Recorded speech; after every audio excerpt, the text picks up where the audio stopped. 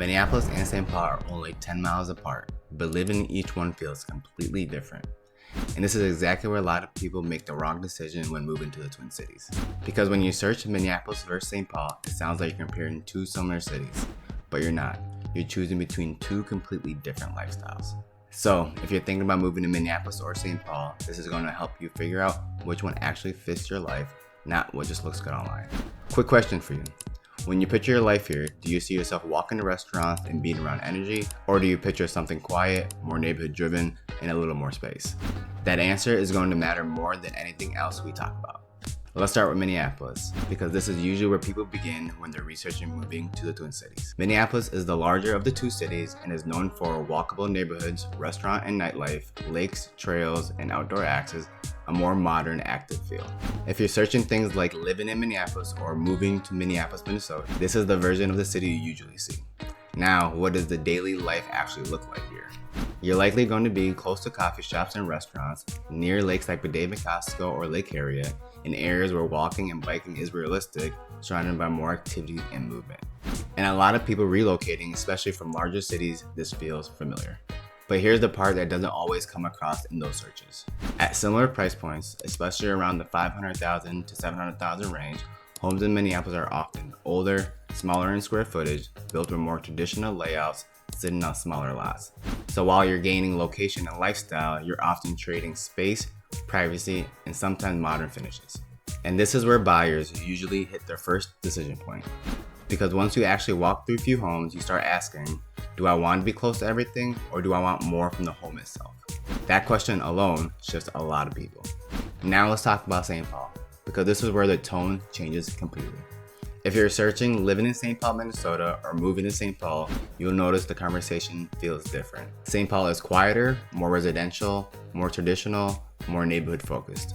It doesn't feel like a fast-paced city, it feels more like a collection of established communities. Tree-lined cities, historic homes, a slower, more consistent pace.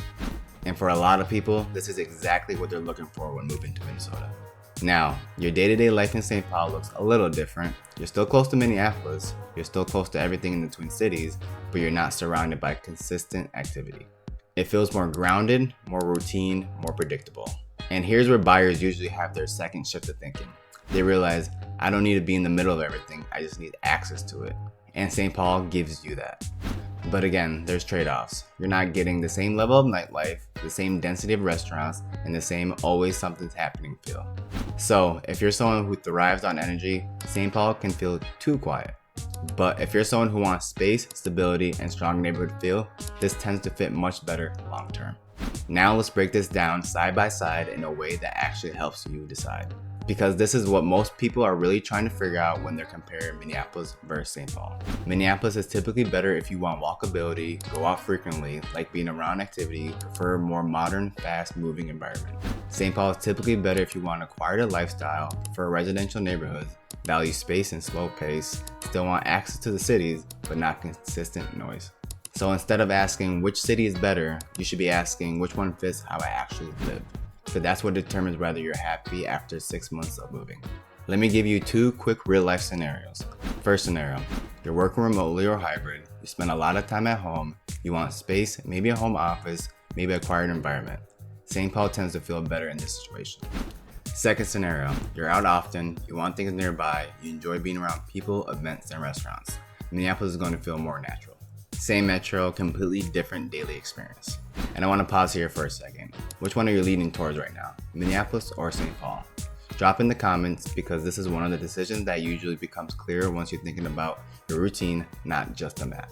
Now, one more layer that matters more than people expect: the homes themselves. Minneapolis tends to have more renovated interior in certain areas, more variety in housing styles, more modern updates mixed with older homes. St. Paul leans more towards historic architecture, classic layouts, homes with more traditional character. So even the feel of your home often mirrors the feel of the city you choose, and that matters long term. Because you're not choosing where you live, you're choosing what your environment feels like every day. If you're moving to the Twin Cities, this is the first and most important decision you'll make. Minneapolis gives you energy, activity, and access. St. Paul gives you calm, space, and consistency. Both are great options, but one is going to fit your lifestyle better than the other. If you're trying to figure out which one actually makes sense for your situation, or you're narrowing down neighborhoods in either Minneapolis or St. Paul, reach out. I can help you map that out based on your lifestyle, your budget, and what you actually want your day-to-day life to feel like. And if you want more breakdowns like this, comparing Minneapolis neighborhoods, St. Paul neighborhoods, cost of living, and what different budgets actually get you here, subscribe so you can build a clear picture before you make that move.